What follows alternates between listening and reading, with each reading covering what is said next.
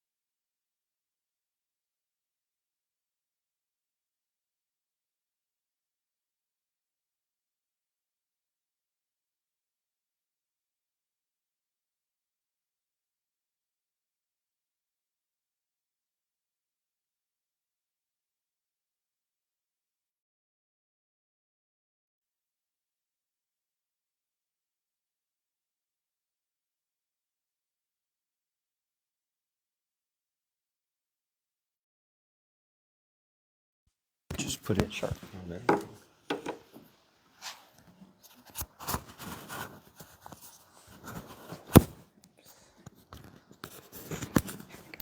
Okay. So is that's live streaming? Is that Yes, right? we're actually on Facebook Live today. I should have said that. So when you ask your questions at the end, we'll repeat them up here so that people joining us out there in the digital world can hear too. That's part of our new programming, is to also be able to offer this on Facebook Live. Great. Okay. Thank you. Delighted to be with you. I live at the very far southern end of the Chicago metropolitan area, so if you go 51 miles due south, you can get to my house. As Deborah indicated, I helped to start Governor State University, and that happened. Well, that was 1970, 53 years ago. I was 12. I grew up in California and went to college there. And in college, I got involved in civil rights, racial justice movements in California in the 1960s. And really compelled me to understand we have this great puzzle of what it means to be white Americans and black Americans together. And how do we find our common humanity and all that. Led me to spend a year at the University of Ghana in West Africa, studying West African history and West African religions, and then was up to my ears in a variety of things when I came to the University of Chicago to do my doctoral work. So I ended up starting Governor's State down in the far south suburbs, and one of the first things I did was engage with leadership in all of the historic black communities, and every once in a while ran into this thing about the Underground Railroad. And I thought, well, yeah, why here? I mean, that was, you know, Harriet Tubman and Frederick Douglass all on the East Coast. Was it here? And so for the last 30 years, I've been trying to answer that question. How do we understand that, in fact, it was here? So off we go. The wonderful image, a train going underground, but of course the Underground Railroad is not underground and it's not a railroad. It is, in fact, the movement of people coming out of their enslavement in the South and the people that responded to that, and that becomes the Underground Railroad. And so what we have in this is we've got two great cycles of stories. We have a whole cycle of stories about what we call the Underground Railroad and all the people that were involved in that. And then we have a second great cycle of stories about the freedom seekers, the people that came out of their enslavement in the South, and a number came into Illinois. And for the last 150 years, 160 years, until about 15 years ago, almost all of the conversation was in this cycle. And it was almost all old white men writing about the heroics of old white men. And the freedom seekers were mentioned kind of in passing. And so we have had this incredible imbalance and, if you will, ignorance in our history, because we really need to be seeing the richness of the people that responded and the people that were on their way to freedom. And so that's what I'm sharing with you today. We have to reframe the conversation. And this is going to be hard work, but I want to enlist you into helping reframe this. First of all, you'll note I talked about freedom seekers. Of course, we're talking about the people in the 19th century who were identified as fugitive slaves. But that identification is identification by law. Slave is a category of property. And what many of us around the country are doing is we are choosing rather let us talk about folks as freedom seekers to reflect their fundamental human intention, that is, enslave people who by whatever means possible would find their freedom. And so we have to reframe it with that language. Secondly, we have to understand that the freedom seekers were protagonists, that the historic mythology is that a bunch of abolitionists, particularly benevolent white abolitionists, and sometimes people throw a few black abolitionists in, they went out and they created this whole network, and they went down and they found the struggling slaves and brought them to freedom. And that's just not true. What is true is that individuals, families, and small groups of people who were enslaved decided that they would risk everything so they could be free human beings. And as they came out of their enslavement and they came into free states and other places, they ran into people that started to help. You know, walk to a farm and say, gee, can we sleep in your barn tonight? And all of a sudden, that farmer and that farmer's family have to decide, are we going to respond to these people that need a place to stay? And so over time, all of the folks that were responding come to be known as the Underground Railroad. And in Illinois, by 1844, when this cartoon was published, there was general acceptance that those networks of responding were called the Underground Railroad. And they were responding to the arrival of fugitive slaves as they knew them, but they were responding in a human dimension. These were people running for their freedom, risking all to be free. So we need to shift and understand that all of this grows out of the actions of freedom seekers. And then the thirdly, well, I already indicated that the Underground Railroad is a kind of a network response, but also I want to emphasize the fact that those involved in the Underground Railroad were a remarkably diverse group. There were a number of white abolitionists, black abolitionists, there were men and women. There were all kinds of combinations. As you'll see in a few minutes, in Chicago, in the 1850s, most of the work of the Underground Railroad was being done by black leadership. So we need to see that. Also, all of the language in the history of Chicago and the history of Illinois until about 15 years ago talks about what the men did. And if you think about it, if you are going to break the law and welcome people into your house, your family has to agree to that. Those are decisions by men and women deciding they will break the law. And so we really need to understand the profound involvement of women. And also there were a number of initiatives where women in female anti-slavery societies were part of the leadership of all this. So we need to change that. And of course also, we need, God bless Harriet Tubman. But there were thousands of people in Illinois and Indiana and Ohio that were coming on their search for freedom and that found people that were responding. Okay, now, as we begin to look at all this, we can never forget the brutal reality of slavery. What it meant for millions to be kidnapped from their homes and captured.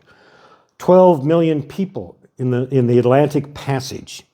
Of those 12 million, about 400,000 came to what we know as the United States. And then this remarkable thing about property. It's very hard for us to wrap our minds around the fact that some people owned other people. When I do my research in the 1840s and earlier, I don't look at population records. I look at estate sales, tax sales, wills, because that's where I find the horses and the cows and the pigs and the slaves. Property. Now, as people were escaping, where were they going? They're going all over the place. A huge number, we're now discovering, a couple of very good books have come out, that people went into Mexico, others into the Caribbean, others commandeered ships. A number went to live with Native American peoples, and of course a number went north into the free states. It wasn't totally safe, but early on, places like Chicago began to be identified as a place of some safety, of some sanctuary. So people were coming north, up the Mississippi River Valley and other ways. Now, when I have the map up, there are two other things that are real important to understand this set of stories. And that is, if you'll note, that Missouri and Kentucky are slave states bordering Illinois. So in Missouri, enslaved people could go to the Mississippi, and that's freedom over there. It is no accident that the largest number of people escaping from their enslavement in Illinois had come out of Missouri. And also, to understand some of the complications of the Civil War, remember that Missouri, Kentucky, Maryland, and Delaware were all slave states. They did not secede. They were not in the Confederacy. Lincoln was president of a union of free and slave states. It's no accident that the Emancipation Proclamation was issued to free the slaves in the Confederacy. The Emancipation Proclamation did not free the slaves in Missouri, Kentucky, Maryland, Delaware. It's really complicated. Now, the other thing is realize that on this map of the free states, Illinois is the one that's furthest south. And matter of fact, one of the counties in southern Illinois decided to secede when the Civil War started. And the other counties didn't, and the federal troops arrived, and they thought better of it, and they decided not to secede. But but notice that Cairo and those southern counties, most of that is further south than the state of Virginia. And so part of the Illinois story is really complex because what was going on in southern Illinois was really southern, and what we're talking about in northern Illinois was rather different. And what I'm sharing with you is stuff about northern Illinois. So we know that people came in all kinds of directions. They were coming, they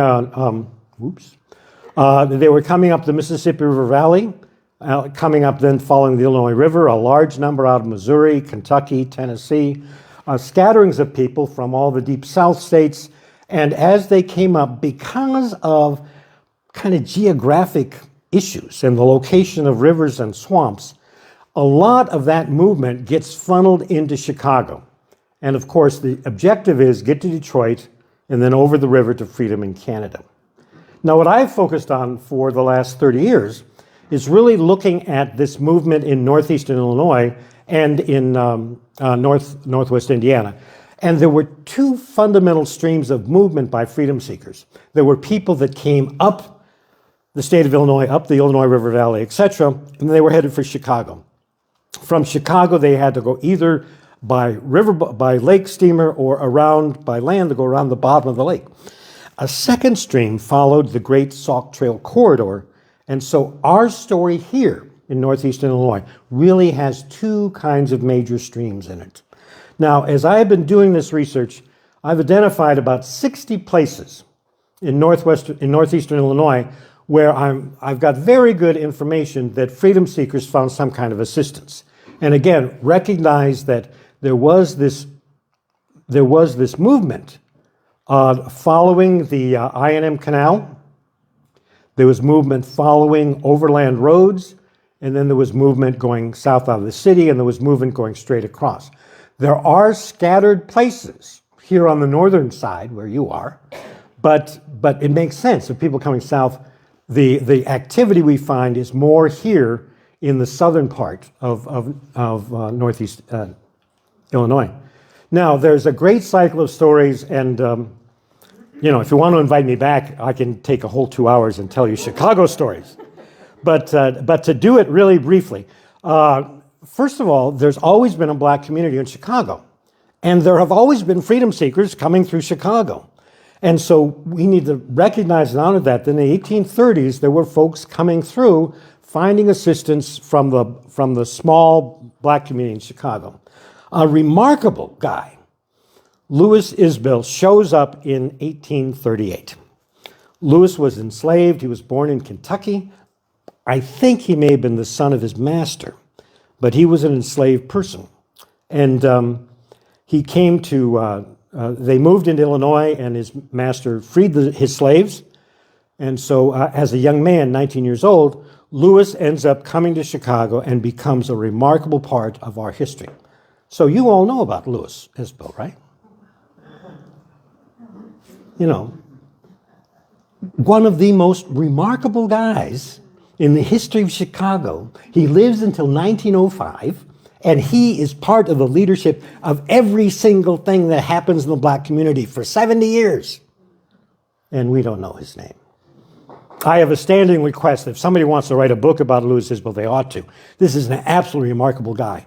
And if I come back and tell Chicago, I've got some great, crazy stories about Louis Isbell and what he did to some of the slave catchers. A very, very clever guy. So there's activities supporting freedom seekers in Chicago. Then in the late 1830s, there are a number of young white families in Chicago and in farm areas around Chicago.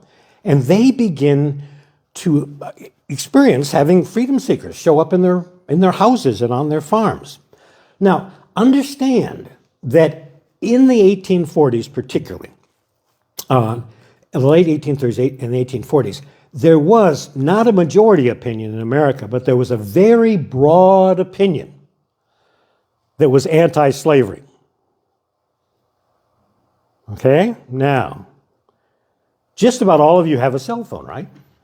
Hands, do you have a cell phone? All right.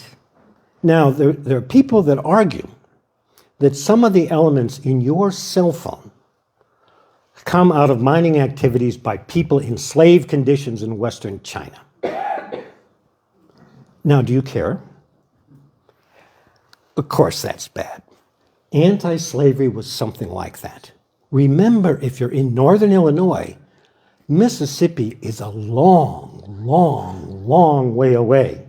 And sure, it's part of America, but boy, that's a lot. And that's a bad thing, but it's a long way away.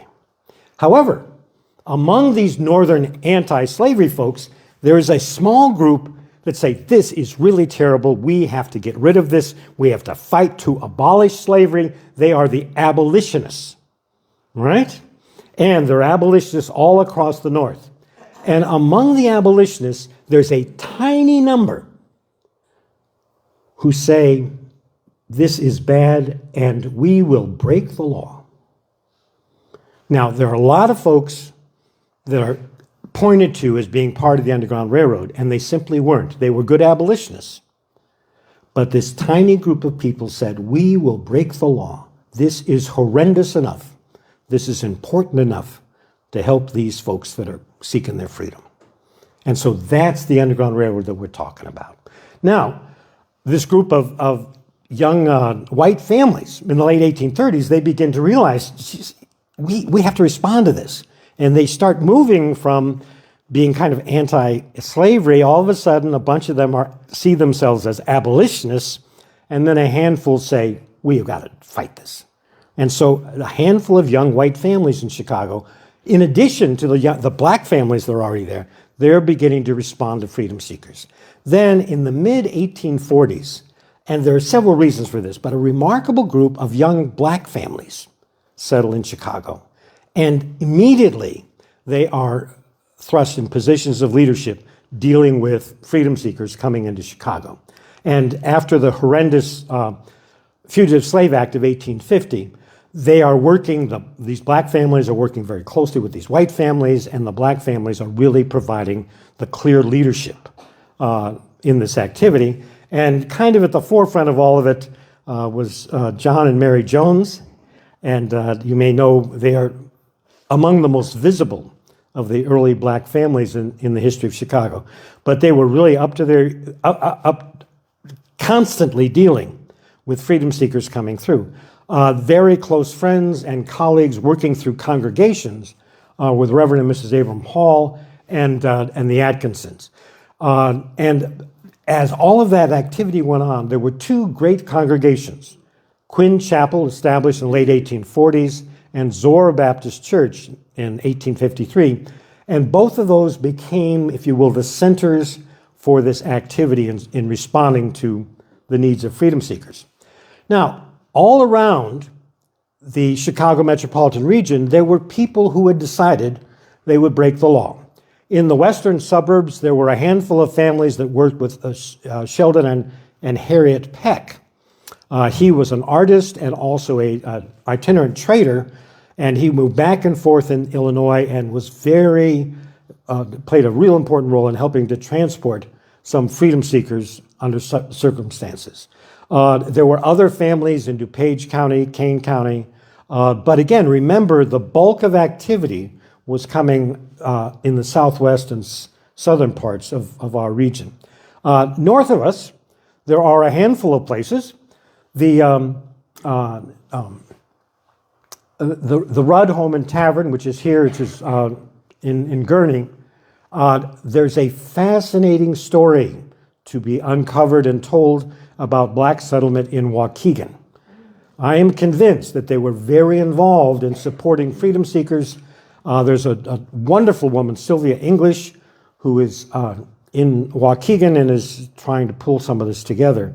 But a very, very important story, which of course, again, has never really been explored. And then there were several congregational churches. The Ivanhoe Church, the first that was organized in Lake County, and they issued a very strong anti-slavery statement. So understand there's a lot of, remember my map, there are places, but most of the activity was south. Now my work has been directly south of the loop of the city of Chicago. And remember that in the 1830s and 40s, and to some extent in the 50s, Chicago was about the size of the loop. I mean, it was a little, it's a little town, 30, 40,000 people, something like that. And in the late 1840s, several groups of Dutch immigrants decided to settle south of Chicago, and they came down the historic road from Chicago to Detroit, and about 15 miles south of Chicago, they established what we know as Roseland and what we know as South Holland. That name kind of gives it away. But there were Dutch families up and down this historic road, and later on I'll tell you more about the importance of this highway. But I particularly want to talk about a homestead that was located in Roseland and one that was located on the Little Calumet River. As the Dutch settled, of course, part of our common history is that when Germans settled in the Chicago region, they kept speaking German, and when the Dutch settled, they kept speaking Dutch, and when the Italian, they all kept that language alive for a good deal. So these Dutch families in Roseland and reaching down into South Holland, they were all speaking Dutch. However, two families, the guys spoke English, and because of that, they became the spokespersons for the community in dealing with European Americans, and also they became the people that became key to responding to the needs of freedom seekers coming out of Chicago. A lot of people found their way to Chicago, stayed there for a while, but various things happened. Everybody knew you had to get to Canada and freedom in Canada. The great irony, to be free, leave the land of the free. So these two families, there were a whole bunch of folks. My estimate is probably 500 to 800 people who walked or took a buggy south out of the city of Chicago on their way to Detroit and freedom in Canada. So one of the places they stopped was this little home and store of Cornelius and N.J. Kuyper. And we have a cycle of stories about the Kuypers and their encounters with freedom seekers, and also their very dear friends, the Tuns, Jan and Angie Tun. And the Tuns in 1853 established a farm right on the Little Calumet River. And for the last 10 years, I've been doing research on this, and we know a whole lot about what happened here in terms of the Dutch settlement and the way freedom seekers came through and how they were assisted. And this home, it's a site now, the house is gone, but the site is now on the national network. The National Park Service Network to Freedom has identified over 600 places around the country where freedom seekers found help. And they are very rigorous in their research, and I'm very proud that they accepted our application for the Tun Farm site. We were very excited to put in a historic marker in September of 22, and you may recognize some of these people. This is Lieutenant Governor Juliana Stratton, Ron Gaines, who owns the marina where the Tun Farm is located, Congresswoman Robin Kelly, Cook County Commissioner Donna Miller. That's my colleague, Tom Shepard. And in the back, the fellow is the Consul General for the Chicago office of the Kingdom of the Netherlands. And they are really proud that there were some Dutch folk that were involved in this activity. And so these are just several, and we've got a whole set of things we've identified in Chicago in terms of actual specific sites, starting with Quinn Chapel. Now, those folks all came down around the bottom of the lake. Now, the second great stream came across on the Sauk Trail.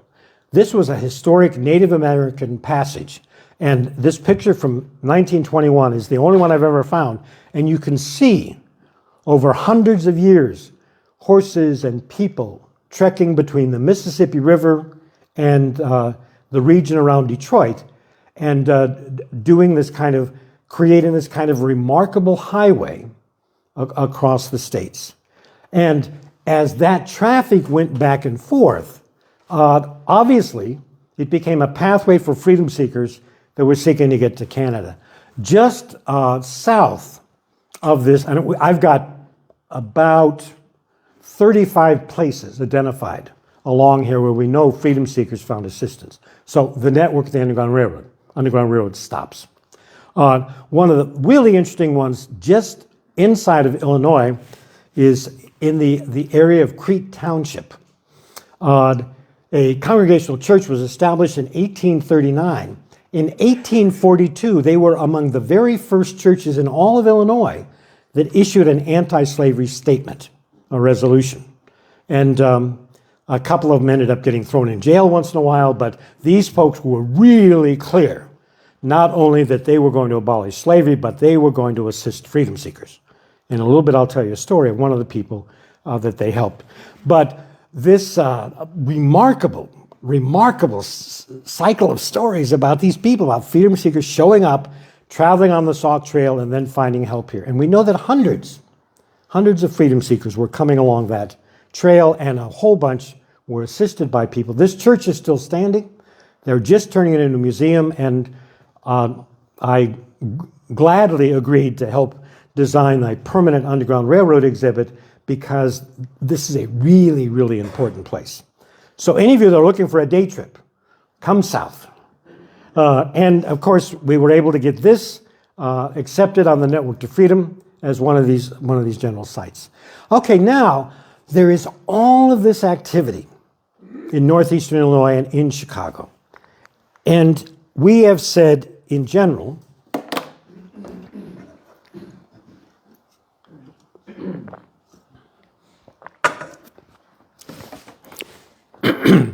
and we have said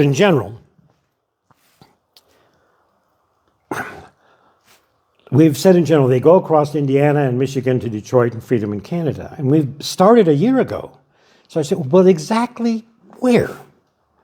I've got 30 years of research. I know where freedom seekers were in Northeastern Illinois.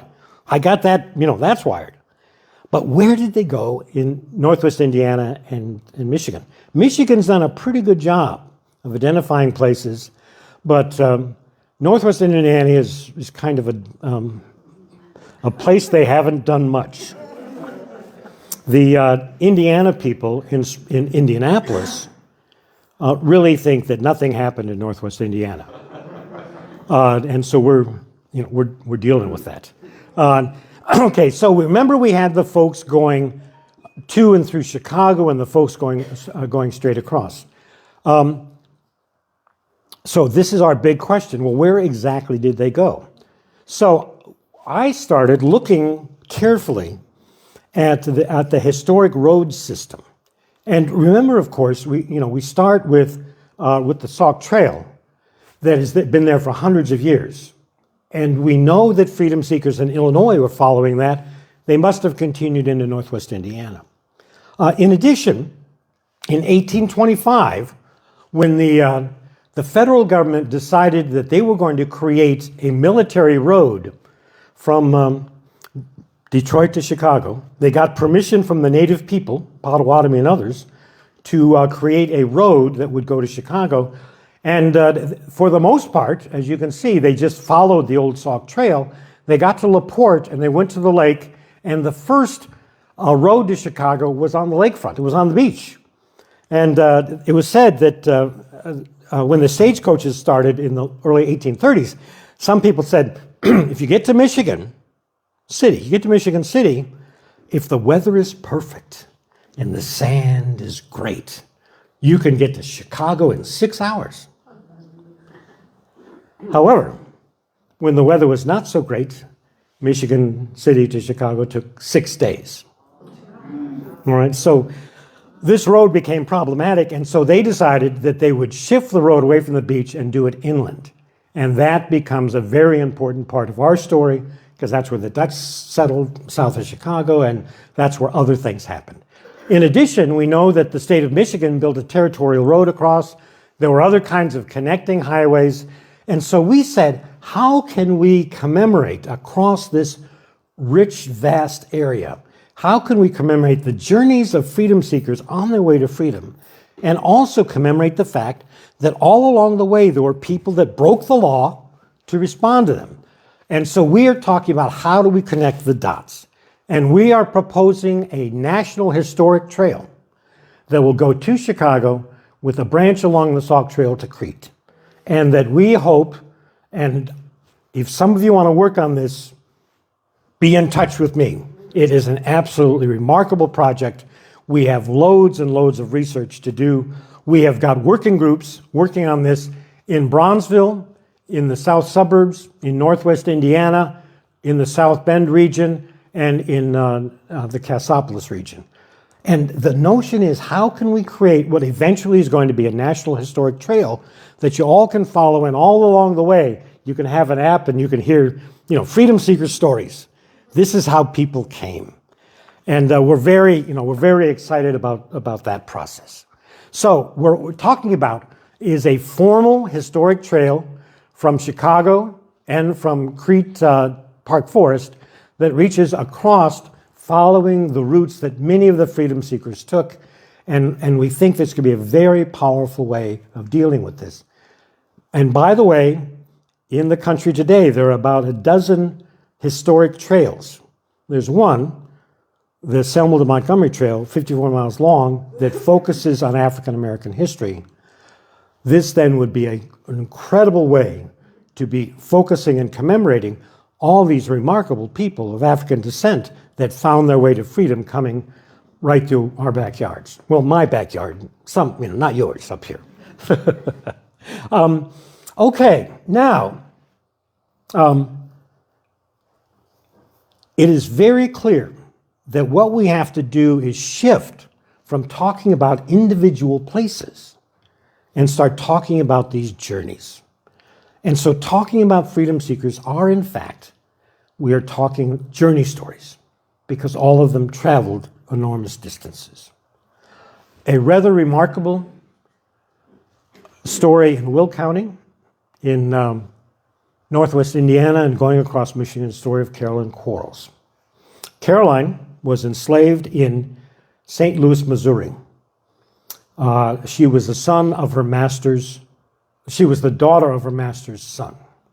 Robert Quarles Jr., when he decided to get married, thought that, why not have my way with some of the slave girls before I do this? There's a young woman named Maria, 17 years old, and he had his way, and the result was Caroline. Caroline grows up in the Quarles household. Pale skin, freckles, blue eyes, long black hair. Enslaved, she grows up with her cousins, who are all free. Can you imagine? At age 16, she had had enough. I think also she understood that a beautiful young girl of 16 could easily be kidnapped and taken downriver to New Orleans and would end up in a fancy house for her life. So at age 16, Caroline decided to do something. And she went down to the docks, and passing as white, she got a ticket and she took a riverboat north to Galena. And because she could pass, she mixed with these other people. She got to Galena, and there's one black guy living in Galena. And she comes off the riverboat, and he says, "You got to get out of here. You're passing. The slave catchers know about you, and they're on your tail." And so he puts her on the first stage out of town, and she ends up going to Milwaukee. And she arrives in Milwaukee. She's the first fugitive slave they'd ever seen in Milwaukee. And they weren't quite sure what to do. There was a group of avid abolitionists. And so after about 3 weeks of kind of secreting her around the Milwaukee region, they finally agreed that one of them would be her escort. And they got a buggy and horses, and this escort went with Caroline so they could get her to freedom in Canada. And we know a tremendous amount about her story. And as she came out of Wisconsin, they avoided Chicago because of the slave catchers. And they came down, they stayed overnight in Dundee, Naperville, Crete. And remember the church in Crete, that bunch of crazy abolitionists that were helping people? She stayed with them. And we have some details about Caroline's encounter with these people and talking with these young white girls about the nature of freedom. I mean, it's incredible, incredible story. So anyway, she makes her way across Northwest Indiana. She gets to Detroit, across the river, and freedom in Canada. A couple of years later, she marries an enslaved fellow who had escaped from Kentucky. They marry, have children. They have 6 children. Caroline's first daughter she names Maria because of her mother. And that sad, sad history of many years earlier. Caroline and Alan's descendants continue this day living in Detroit and on the Canadian side. And one of the pleasures of my life with my wife is that we have traveled in southwest Ontario, and we developed a very close friendship with Charlotte Watkins, who was Caroline's great-great-granddaughter. And Charlotte, a remarkable woman in her own right, she won a Canadian national singing contest. She spent years singing with jazz bands around Europe, and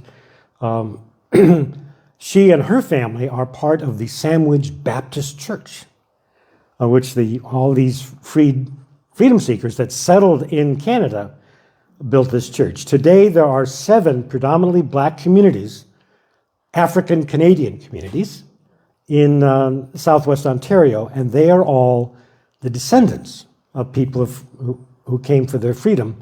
And some of the great stories we have come out of the folks who are remembering their own history.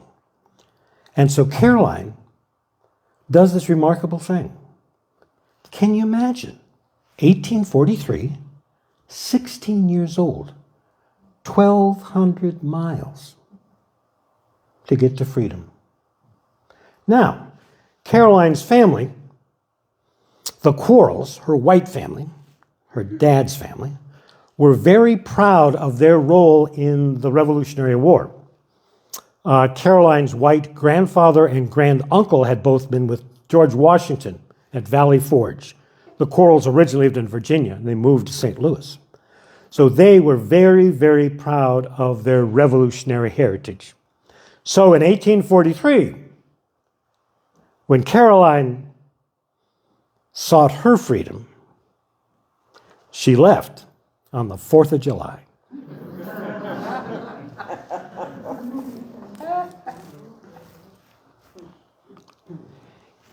In 1841, John and Eliza Little were enslaved in western Tennessee. John had had a very tough time. He had originally been enslaved in Virginia. His parents had been brought over and changed from Africa.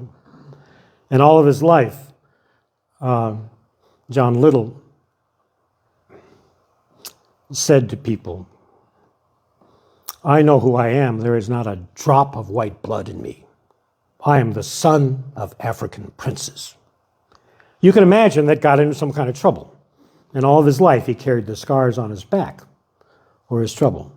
He finally, from Virginia to the Carolinas to western Tennessee, there he met Eliza, who was enslaved on an adjoining farm, and the two of them got married. And they realized, 1841, they realized if they were ever going to have a life together, if they were ever going to have a life for children, they had to leave. And so in the spring of 1841, John and Eliza took off, middle of the night. And some of you may know that oh yeah, you can see it here. I've got their journey. The Tennessee River is one of the few rivers in America that flows north. You know, essentially all of our rivers kind of flow south, right? But the Tennessee River comes out of Tennessee and through Kentucky, and it flows north, and it reaches the Ohio River just on the south side of Illinois. So John and Eliza knew about this, and so they followed the river. And so it was kind of going downstream up north. And they did that. They got close to the Ohio River, and they ran into a swampy area. And years later, John told people, "I remember we got to the swamp, and I put Eliza on a log, and I put my belongings behind her, and I pushed that log through the swamp. And I knew that if I made one misstep, I would lose everything I loved." But they made it through the swamp, and they got to the Ohio River. They borrowed a boat, got across the river, and they were resting in Illinois, a few miles from Cairo. They were resting. Some other freedom seekers happened to see their little campfire. They all sat down together. These other folks were really discouraged. And they were saying, you know, we ought to just turn ourselves in. Maybe our masters will not whip us if we voluntarily return home. And Eliza told people years later, Eliza stood up next to the fire and she said, "I know where we have been and I know where I must go, and if need, I will walk barefoot to Chicago to find my freedom." John and Eliza Little from that river walked 370 miles to get to Chicago. And there they got to some black abolitionists, they got on a boat and went around, and they ended up having a really rich life in Ontario, Canada. Now we know that we have hundreds of stories that have yet to emerge. And part of what I hope we can do, and if some of you want to help, you're invited to do that, is that we really need to rebalance this business. The Underground Railroad stories are great, and we know a lot about those folks. But we need to be telling all of these freedom seeker stories so that people deeply understand the power of what was going on. And some people would maintain that here in the Chicago region, the whites and blacks that worked together to assist freedom seekers really needs to be recognized as the first great civil rights movement of Illinois. And I'm glad I'm in the middle of the research, and delighted to share all this with you, and I think you might have some questions.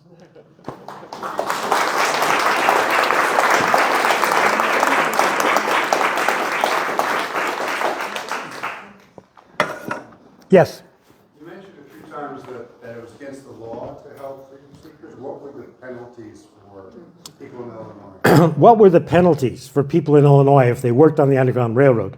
The Fugitive Slave Act was passed in 1850, and it solidified and entrenched and increased the punishments. If you were convicted of assisting a freedom seeker, you could be fined $1,000. Okay? That's the equivalent like $15,000, $20,000 today. You could be fined. If you were convicted, you could be thrown in jail. And on the freedom seeker side, one of the fascinating little wrinkles was if you captured a freedom seeker and you brought them to court or to a sheriff, the legislation authorized payment to the people that had to deal with freedom seekers. So imagine you're a sheriff in some county and they bring a freedom seeker to you. So you look at the evidence, and if you decide, yes, this in fact is not a free person, this is a slave, the federal government will give you an administrative fee of $5. Okay, probably around 100 maybe, $150 equivalent. So, that's a pretty nice administrative fee, $5. If you evaluated things and found that this black person in front of you was a fugitive, you would get an administrative fee of $10. You get that? You get that? You free this human being and the government will give you $5. If you say this human being is a slave, the government's going to give you $10. That was the law. Yes? I understand here in Evanston, where Northwestern is, it was also part of the underground. You mentioned Chicago and the southern suburbs, but we're about right here in Evanston. I have, over the years, looked at various pieces of evidence, and I don't think there certainly were a number of abolitionists living in this region in the 1840s and 50s, but I've seen no evidence that there was a location where freedom seekers were specifically helped. And if somebody has that information or know anything else, please let me know, because this is an unfolding story, and there's stuff that every year I run into a couple instances where people give me stuff and say, "Gee, I never knew that." And so I'm very open. It's quite possible that there could have been a site somewhere here, but there has never been if you will, a pile of evidence. Doing this kind of research is like a giant puzzle, because you really have to come at it from all kinds of strange directions to find out whether or not freedom seekers were in this place, there were people living here at that time, there were buildings here at that time, and it was on a route from other places. And it's really complicated research. But I've not seen anything yet. However, send it to me. I'd be glad to add it. It's always changing. Yeah, that's what we believe here at the History Center. We haven't seen any evidence, and given your pathways around the lake, it would make sense that people are heading south, not north, out of Yeah. Chicago. There, We would welcome anyone who finds anything as well. absolutely. Let the folks here know and let me know but also recognize, she said it exactly right, that it's the flow. We know there were freedom seekers, handful that went north from Chicago. And there's this interesting, somebody needs to really figure out this Chicago-Waukegan black community connection. But in terms of sites, there are some around, but not many.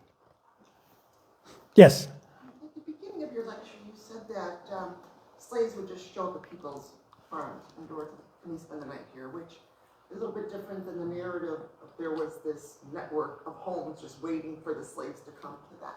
So can you tell me, do we know how many of them, a percentage maybe of runaway slaves, just ran away with no big plan? Or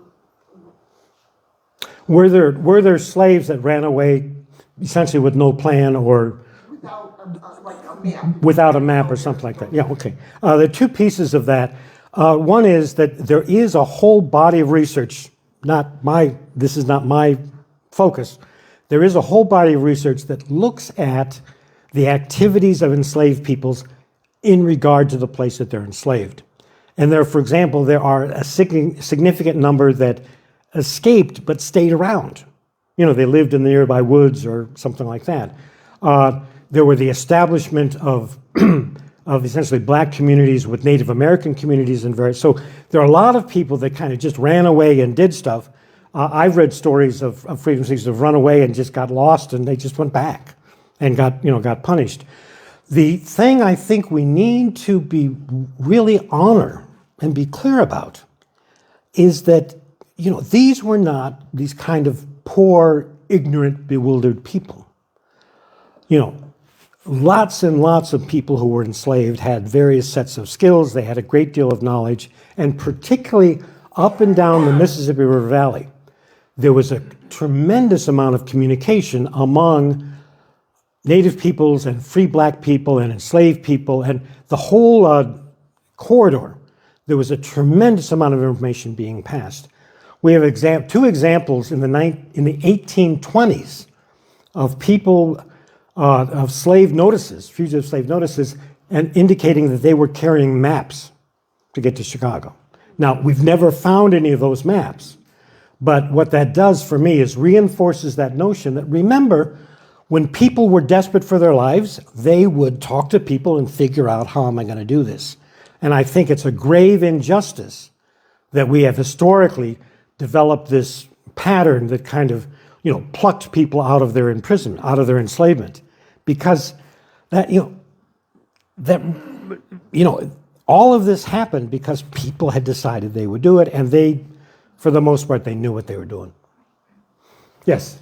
I heard in talk a couple of years ago this whole idea of the quilts and the signatures on the quilts. Did we have anything like that in the North? This is a very complicated and unfortunate topic.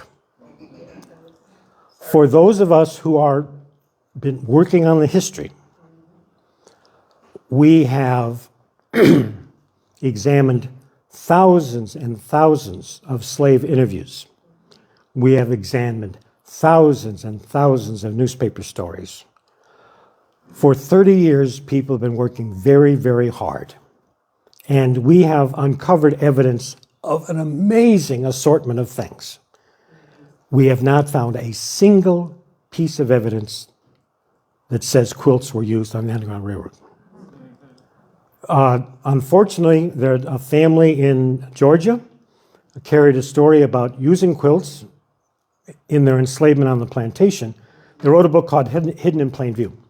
Unfortunately, the book took off, and unfortunately today there are children in elementary schools all over America who are coloring in slave quilt colors, and they are being told the story about how all the good white people put these quilts out because the blacks didn't know what to do.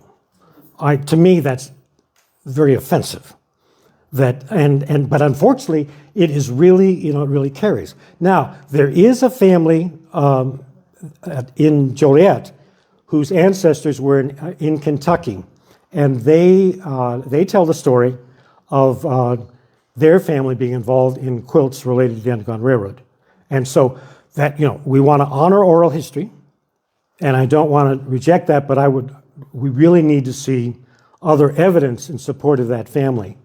But any of you that work with quilts, when you think about it, here are these very complicated, valuable things. And the idea that someone would put them outside in the weather is also kind of strange. So there is, please, if people talk about quilts, please tell them that is not part of the story. Well, that kind of substantiated what I have read. I know Gee's Bend, which is in Georgia, has a group of African quilters started, but I don't know when that story took off from there. But I always wanted to ask somebody else about that. Yeah. Now also remember that within African American communities, and particularly enslaved communities, there are some really terrific traditions about quilt making. And research has been done in that. But that's a different thing. Quilt making on plantations and quilt making by enslaved communities is one thing. The fact of them being used in any way as directions or something on the networks as people move along, it's not true and it doesn't make sense. Maybe one or two more questions. We're almost 2:00.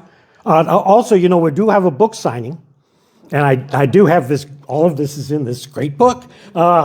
So in a few minutes, I'll kind of move over there. But I'm glad to stay around if somebody wants to dig into it, and particularly,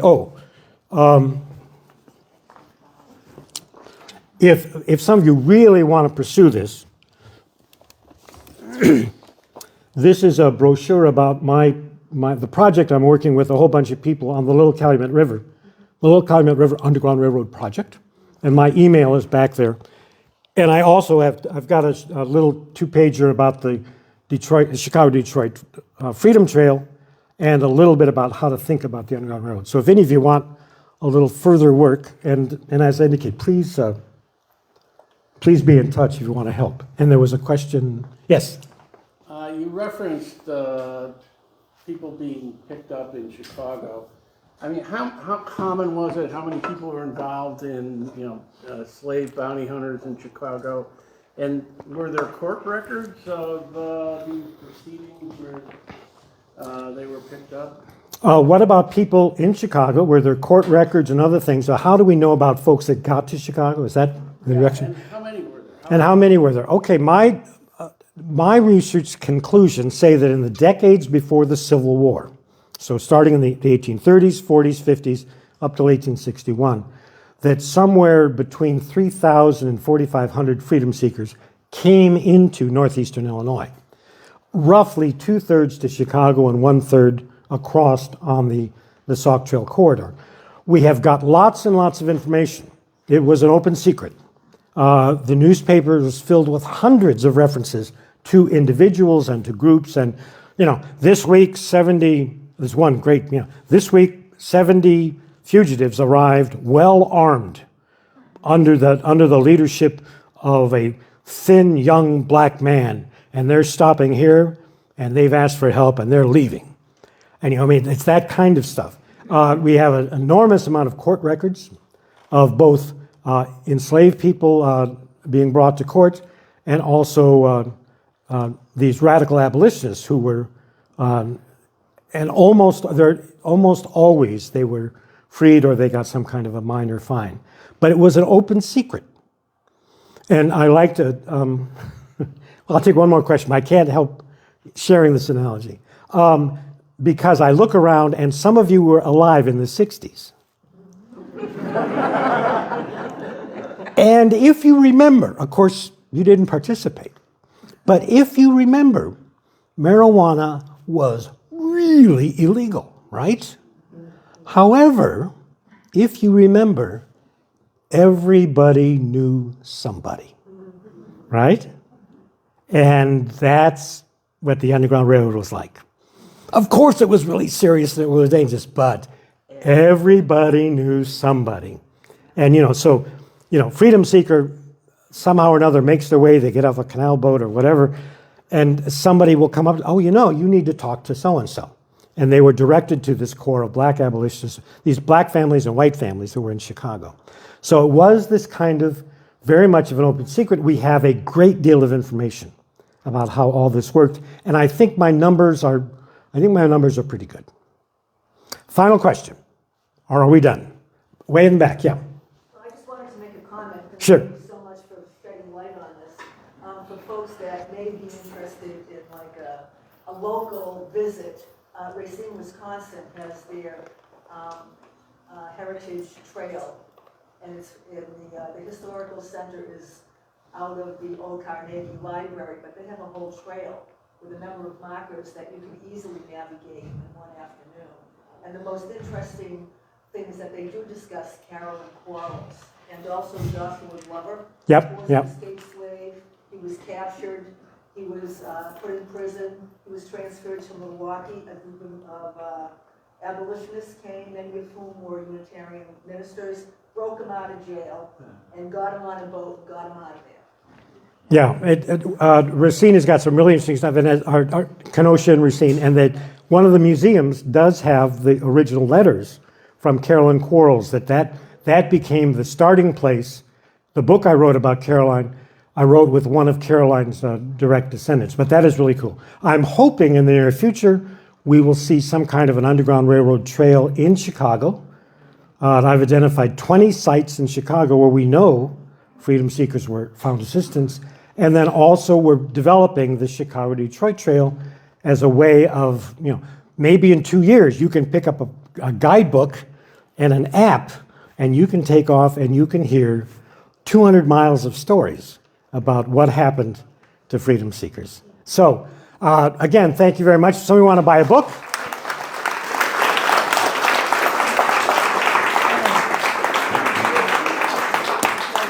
Thank you, Larry, so much. Fantastic. And again, thank you for being here. Today's program, like all of our programs now, is free. So if you're not a member, I would just encourage that you check that out so that we can keep doing these kind of events. Thank you.